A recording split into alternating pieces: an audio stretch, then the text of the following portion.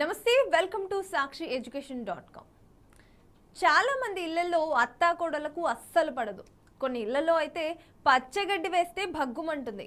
కానీ ఈ ఇంట్లో మాత్రం విచిత్రంగా అత్త ఇచ్చిన ఐడియాతో కోడలు కోట్ల రూపాయల వ్యాపారం చేస్తుంది. ఈ కోడలు లక్షాధికారి కావడానికి అత్త కారకురాలైంది. ఆమె ఎలా ధనవంతురాలైంది?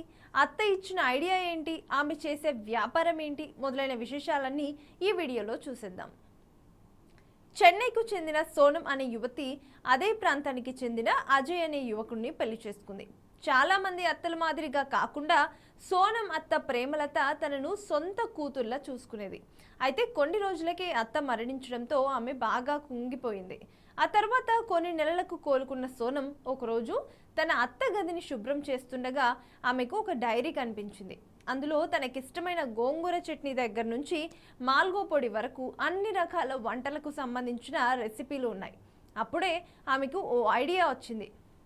అదే ఆమెను ఎంటర్‌ప్రెన్యూర్‌గా మార్చేసింది.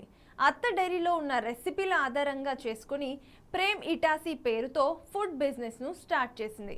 సుమారు 10 లక్షల పెట్టుబడితో వ్యాపారం మొదలుపెట్టి ఇప్పుడు దూసుకుపోతుంది.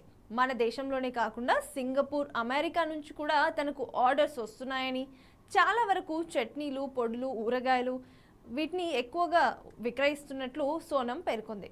తన అత్త డైరీ వల్ల ఇదంతా సాధ్యమైందని, ఇప్పుడు నెలకు లక్షల్లో సంపాదిస్తున్నానని సోనం వివరించింది.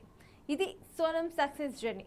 మరో సక్సెస్ జర్నీలో మళ్ళీ కలుద్దాం. అంతవరకు స్టే ట్యూన్ టు sakshieducation.com.